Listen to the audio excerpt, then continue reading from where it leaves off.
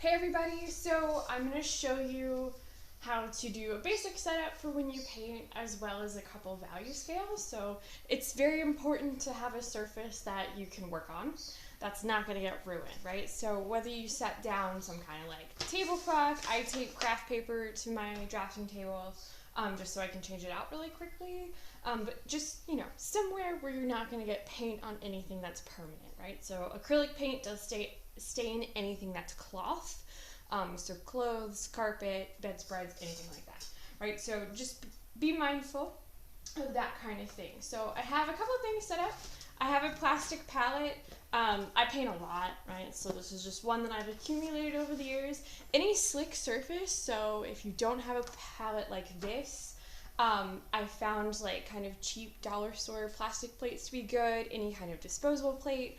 There's also palette paper, recycled like takeout containers are also really good options. So, anything that your paint can kind of live on, you can mix all your paint colors on, and you're not going to ruin anything, right? So it's something that you don't want to necessarily keep pristine. I also have my sketch paper here. Most of you are going to be doing your value scales in a sketchbook, which is fine, right? So you can kind of paint directly in or rip the pages out. I have a handful of brushes here, and I've got, my 5 basic colors and a water cut, right? So a water cut's going to be very key.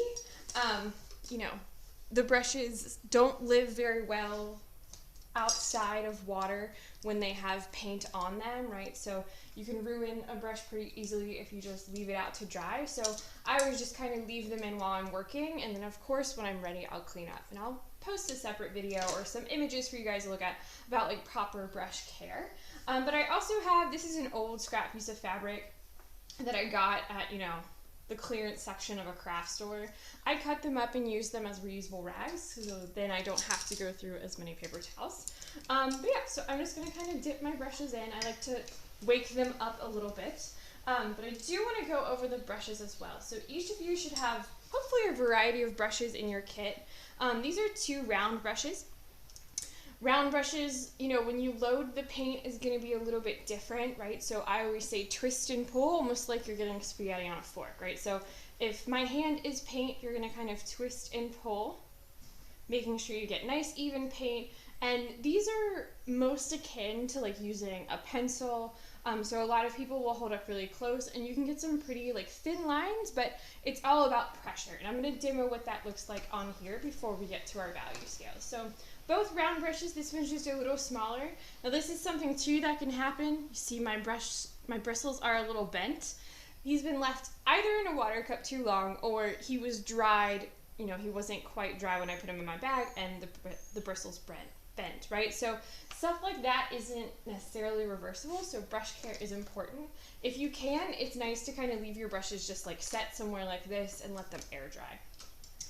I have a couple other brushes here. Couple different kind of flat-esque brushes, right? So I do have my nice kind of bright or square brush, right? It's a type of flat brush, and so you guys can see I'm squeezing the bristles together. That's going to create this nice thin line. So flat brushes are great because you can get really thin pencil lines, all about pressure and how you hold the brush, or you can get a lot of nice coverage, right? So these are going to be nice because they hold a lot more paint than the round brushes, and they can cover area pretty quickly. This is an angled brush. This one's probably my favorite brush out of the 2 that I just showed you. Again, similar to, a regular flat brush, but the angles can be nice to kind of cut into corners. And then I have a filbert brush here. Kind of like a flat brush, but it has a nice curved top. This is really good for a lot of different very heavily applique techniques like dabbing, but you can get some pretty thin lines with a flat brush, but with that curve it can be a little bit difficult to manage, right? So those are hopefully some of the brushes you guys have in your kit. Now you might have other ones and that's fine, but just having 1 or 2 round brushes and at least 1 or 2 good flat brushes is perfect, right? So I'm going to kind of squeeze out my paint here, and what I like to do, you can always add more paint, but it's a lot harder to get it back in the tube, right? So I think little dime size amounts at a time. Just little dollops. It's fine. I'm going to kind of go down the line here. I'm going to put white and black up towards the top. Now, you guys are going to find when you start mixing your colors that there are some pigments that are they have more tinting power, as I like to call them. So, you know, black is one of those. Although black is not a color, we'll get to that in the presentation.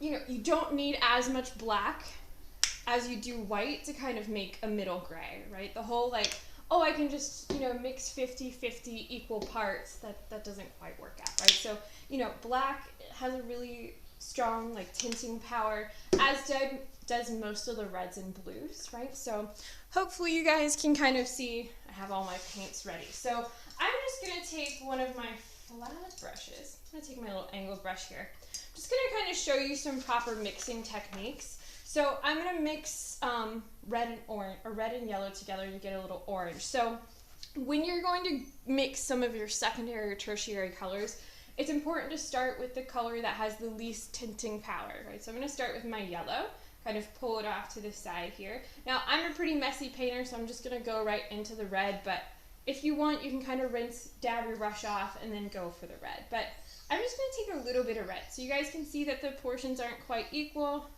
Mix them together. I still have a fairly like red-orange, right? It's leaning more towards that tertiary color.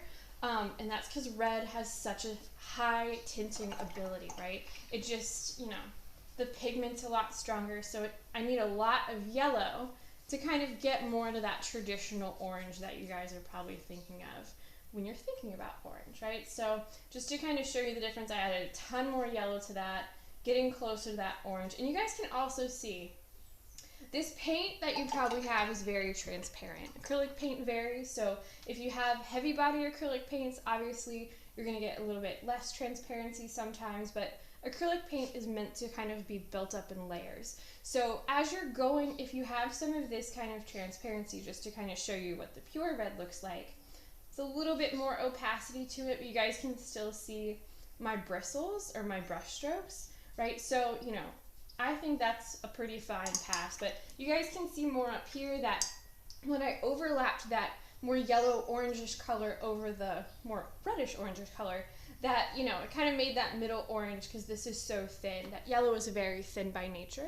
And so anytime you add white and black to a color, it's going to change the value and the saturation. But sometimes, you know, for the painting process, adding just a touch of white to a color and then kind of strengthening it back up with the pigments, it'll just make it a little bit more opaque. You know, I make no promises, but it'll also sometimes, it'll change that value and saturation. But, you know, anytime you're working in those layers and you want a really bright color, I always say, you know, make a lighter version of the color, work that on first, and then put that pure color over top, right? Because, you know, this pure yellow, this yellow right on top is really, you know, bold and strong, very kind of highlighter-esque, but it won't go over anything, right? It won't go over black, blue, oranges. You know, it's a very, very transparent color, right? So just kind of brush techniques. You guys saw me apply, I'm going to go back to my red, kind of that back and forth. Now you see this globby thing, you do want to kind of work that out. So using both sides of your brush, the more you kind of go back and forth, you know, the flatter or the more even your swatch is going to be, right? So another way to hold that flat brush, we pancake flip our flat brushes, right? You guys can see me, I'm going to go to the blue now. See me kind of flip, get nice even paint on both sides. When you do that with a flat brush that has been well taken care of, you should get, you know, those bristles to line right up, right? And it's called the blade of the brush. So when that happens, I can, holding just the blade of the brush down, I can make these kind of beautiful, very thin lines, right? And so I like flat brushes to draw and cut edges with because, you know, it's all about brush control. Now, the more that I push down, the much thicker my line is gonna be, right? So, you know, there's benefits to flat brushes is that they're very diverse. When you do that to a round brush, just to kind of show you here, I'm gonna dip and twist. Remember, twist and pull. You still have that variation, which is nice, right? That you can get that same kind of thickness. But sometimes for, you know, beginner painters or even, you know, more intermediate painters, you know, sometimes the bristles do things you don't necessarily want them to do, right? So it's all about brush control, and you can get just as thin lines with a nice round brush, right? And so I encourage you guys, if you've never painted before or if you're just a little rusty, experiment, right? Take a piece of sketchbook paper, experiment with painting, and then you can go from there, right? So I'm going to start my value scales now. So if you kind of see my palette disappear, I just need a little bit more space in my area. I'm going to use my flat brush to start. And for this first value scale, I'm going to write this here. We're going to do 1 hue plus 2 tints and 2 shades. All right, so that's going to be my top one. That middle one, I'm going to do complementary colors, intermixing. So that is one of the value scales that you have to do for your color wheel. And then I'm going to do 1 hue to that Achromatic Gray, right, which is the other one that you have to do. Right, so we're going to start with the 2 tints. Ooh, sorry, my oil base pen got a little crazy. We're going to start with the 2 tints and 2 shades, right? So remember, a tint is when you add white to a color, and a shade is when you add black to a color. So I'm just going to use red, right? It's nice and bold. It's really easy to see this shift. So I'm going to start in the middle. You're not going to see me start in the middle on the other two. There's a reason I'm starting in the middle for this one, and it's because I'm going to kind of work out, right? So I'm going to do my tints this way and my shades this way so that you kind of see the transition like you might on your color wheel, right? So I'm going to nice even paint. Now, you don't need a whole lot of paint. I've probably poured out way more paint than I'm going to use for this demo, right? So, you know, don't be afraid to kind of really work back and forth. I have those pencil lines as a guideline, you know, but if I go a little over, that's fine. I can use the blade of my brush to kind of cut along on either side. And then really work those bristles back and forth to kind of really spread that paint out. And you notice that I've taped my edges, right? This is why I had you guys get that painter's tape, right? Because I find it much more relaxing to paint if I can just kind of, with especially my value scales, just kind of run past it, right? But, you know, if I was a more patient person, which I'm not, I would take a little bit more time. You can cut along just like you saw me cut along those pencil lines in the actual value scale. I could cut along the other edges as well, right? It's just about more control. But I'm going to kind of leave that now. It's still pretty wet. By the time I get done with my 2 tints, though, it should be dry in the middle. Acrylic paint does dry out really fast, which is why some people aren't in love with it. But I want you guys to, when you're working on your color wheel and your value scales, mix systematically. So what I mean by that, I'm going to take a little bit of my red here, pull this to the middle so you guys can see a little more. Take a little bit of my red. I'm going to take a little bit of white and mix into some of it. Notice I'm not mixing into all of it because I don't want to waste paint. And what I think will be, you know, the amount that I want. Get a little bit more of a transition here. Now, when you are also mixing your color wheel colors and your value scales, there's seemingly endless possibilities, right? So I could keep adding white, it's still a tint. So how you do your increments is up to you. You can kind of take bigger steps, take small ones, but it's all just about the mixing process. So I'm going to cut along my edges. This is my first tint. You notice this is more of like a bubblegum color. Depending on the pigments you have, if you have a red that's a little bit more orange by nature, like a cadmium, you're going to get more of a, like a coral hue than, you know, this kind of pinkish vibe. Right, so same thing, you guys can see that this is definitely more opaque than just the red by itself, right? It's because it has a lot more white in it. That does help. So adding white to, you know, a color can really up the opacity on acrylic paints, or, you know, those kind of thin paints. Now you can also add just a touch of water. You guys saw me dip my brush in my water, not too much, just to kind of get that flow. The more water that you add, the more transparent you're going to make the material because you're thinning out the pigment. And so, you know, that's how you're going to get that streakiness. A little sad. I'll come back to it, right? So I'm going to take more white and just mix right into this section, kind of off to the side. And I'm going to get an even lighter shade or tint of red, excuse me. Now, you can keep going, right? But notice how I'm kind of mixing systematically. So I'm not really wasting a lot of paint. I'm not using a lot of paint apart from the white. But it's just going to make this process, you know, go a little easier. And so what I don't want you to do when you're doing your color wheel is, you know, lay out all your prismatic hues first and then go to mix the next row of colors, right? Because all of your paint's going to dry you're gonna get really frustrated, right? And that's, you know, doing the color wheel is a challenge enough. And so I don't want you to get frustrated by the fact that the material is just doing what the material does and dries pretty quickly, right? So paint systematically. You're gonna save yourself a lot of like mental strain, you know, in the long run. I'm just gonna hit that with a little bit second of a coat. Clean up my lines a little bit. So I have my 2 tints. I'm gonna do my 2 shades next. So what I can't do, and I'm gonna show you this just to kind of give you an idea.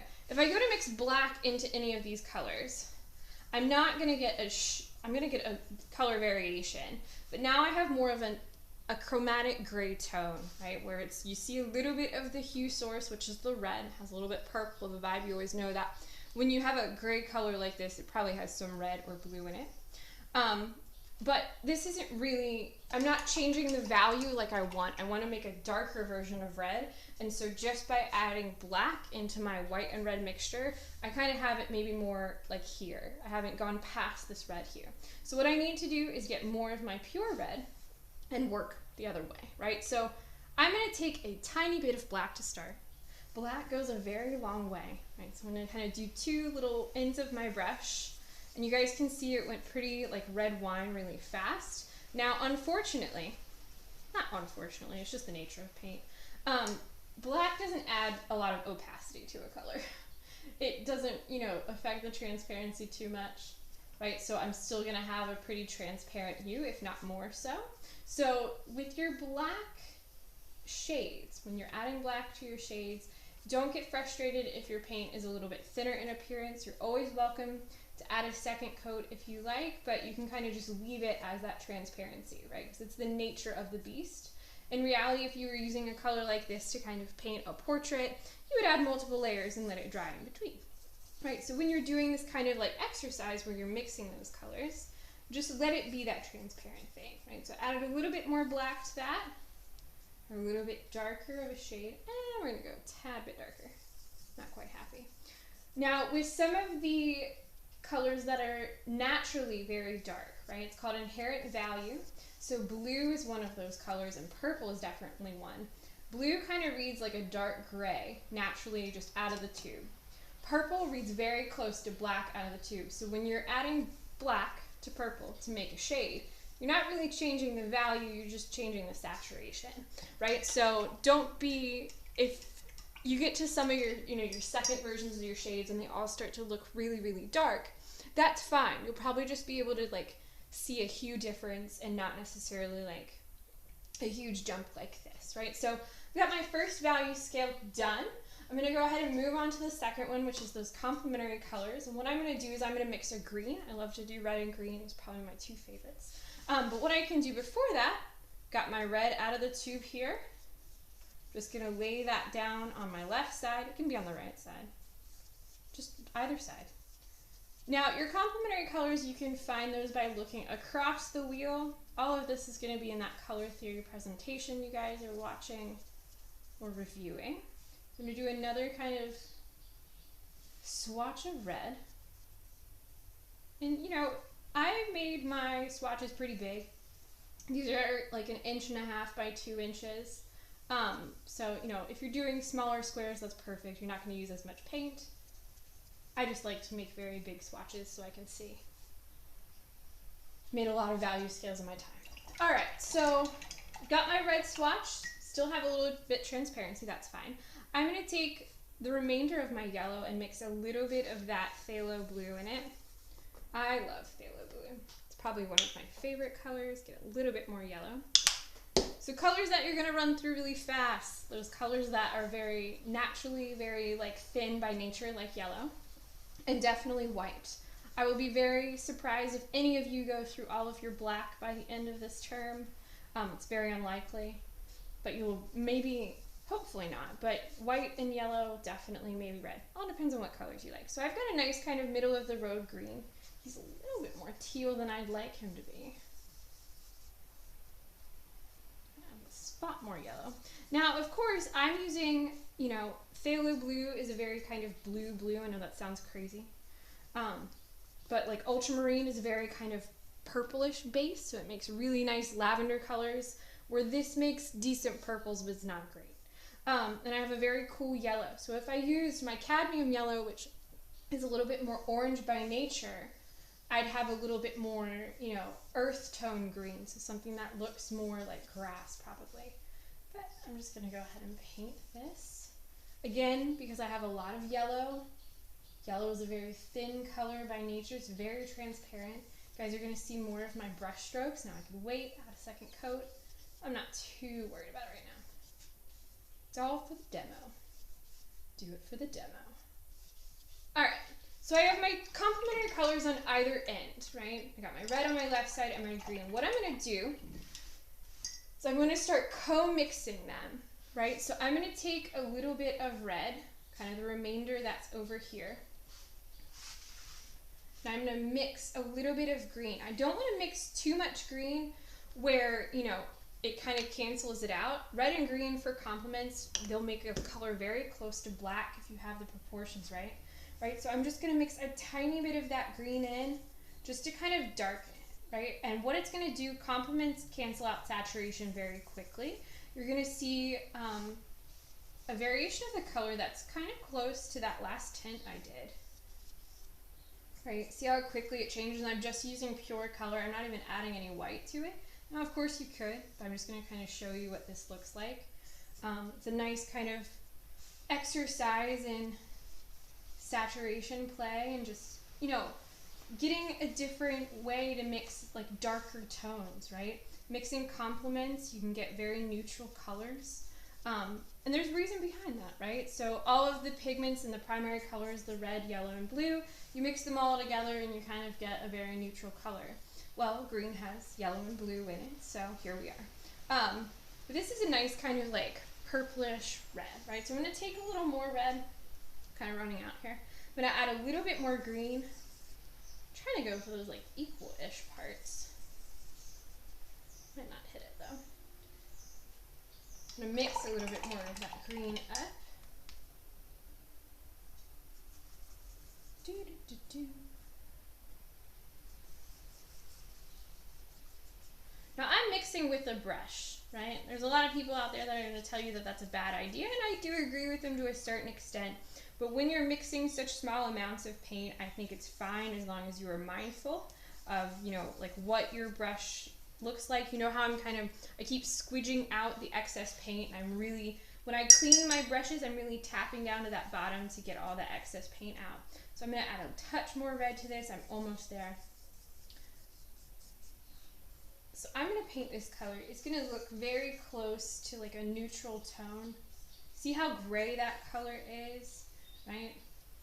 When you mix perfect complements, you're going to get very neutral colors where they kind of don't feel either way. This one still has a little bit more green in it than I like, but it's that great play with like saturation. Alright. Got a nice gray vibe. I'm going to add a lot more green to this. Kind of get that step in between. And it's a slightly darker, less saturated green than the one on the far right. And of course, these are, because they don't have any white in them, it's very transparent. You could do this exercise too, adding a little bit of white. Obviously, adding white to this is going to make it a little bit more opaque, but you're going to lose a lot more saturation, believe it or not. I'm going to add a touch of water to this. Paint's starting to dry out on me. Back and forth. Alright, so I have my saturation scale, my co-mixing my complements. You guys can see that that one in the middle, now that I've had the red on one side and the green, that kind of slight variation, you can really see how unsaturated this color is, right? And so I got that by just mixing red and green. There were no secret additions, I promise. So for that last scale, I'm going to do blue. We haven't used nearly as much blue. I like to use the colors that I have in my palette. I'm going to take this blue hue to gray, right? And this is the other value scale that you guys are going to do on your color wheel. And it's still playing with value and saturation, right? So I'm going to take a pure prismatic hue, and all of these terms that I'm kind of throwing out, they're all in the presentation. Using the blade of my brush to cut along. You guys notice I haven't used another brush. You can tell that I'm a fan of flat brushes. Alright, they just get the job done. I don't have time for the round brush. It's a big area. Alright, so blue, you guys can see too, like, if you look at the blue on the tape, it is a very dark color by nature, right? And that's without adding anything to it. What I'm going to do is I'm going to start to add a little bit of white. I'm going to take some of my blue. Now, I'm not going to need a lot of blue to make an impact here. Pretty sky blue. Yes. Alright. Now this would be a muted color, right? So anytime you add white, black, or a complement to a color, you get a muted color. Now you can add grayscale in very, very small amounts to still be in that muted range, right? So with those muted colors, you should still have a very like prominent hue source. We could definitely know that this is blue. It's just a little less saturated than the pure blue out of the two. I'm going to clean my brush off. I'm going to add a touch more white to this, kind of lighten it up again. And what I'm also going to do, I'm going to add the tiniest bit of black. Like, remember what we did? Very tiny amounts, just a touch. Just wanted to kind of start it to go gray. Now again, I probably have like 50 more steps I could do in between each one of these. So when it comes to these value scales, it's just more about, one, the color mixing, learning how to handle the brush. Start with your value scales, you know, if the color wheel makes you nervous, because, you know, these are like, they don't have to be perfect. And you can kind of practice using the blade of the brush, practice using both round brushes and flat brushes until you get more of a handle on it, right? So you can see how much more opaque this color is with how much white it has in it. What I'm going to do is I'm going to add quite a bit more black to this. And so now I have, you know, pure color, prismatic hue, muted color, and I'm going to go for this. A touch more blue, I lost a little bit of it. This is going to be my Chromatic Gray, right? You guys can see that it feels very much gray, but you see how it feels just ever so slightly blue in hue? That's going to be your Chromatic Gray colors. It should feel mostly gray, but you should be able to be like, I feel like there's blue in there, right? So I always call these colors like, you know, think about the colors people go to paint their houses. They're always like, oh yeah, I just want a touch of color, right? This is that kind of situation where you have a very neutral base color, but it has that feel of a different, like a hue source, right? And it's not going to be just, you know, it's going to be really subtle. And of course, everyone sees color very differently. So, you know, what might be a hint of blue to me might not be a hint of blue to you, right? So you just always have to be kind of conscious, like, well, I might consider it chromatic gray, but maybe my neighbor doesn't. And then I'm just going to do that pure gray on the other side. That's just white and black. And you guys can really see next to the pure gray, you can definitely tell that there's a hue source in there, right? Feels that kind of bluish green, and that's one because, you know, you have both white and black in, so you're adding gray to a color. It's going to really impact how it's seen.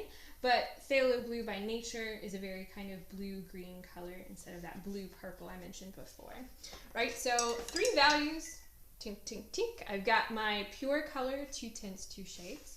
I've got my co-mixing of my complementary colors and my 1 hue to chromatic gray. What I'm going to do too, I'm just going to show you, just because that's so transparent, what that second coat of blue would look like. You guys can see that most of that's dry, like that's a little tacky, but your paint's going to dry out really fast. But just kind of building up that second layer, you're going to get a pretty nice, like bright blue.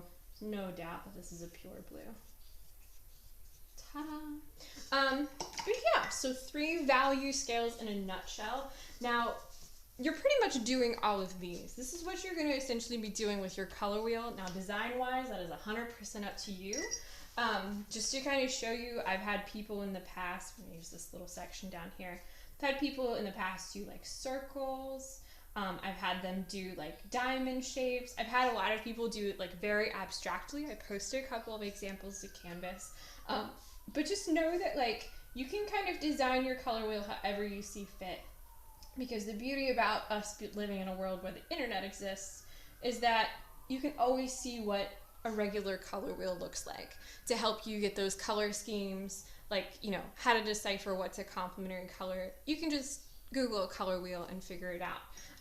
So, you know, have fun with your color wheel. You can do crazy shapes. I've also had people do like really abstract kind of lines, right? So as long as the, you know, the meat of the color wheel is there, I see no problem with having a little bit more fun with how you work through, you know, the systems.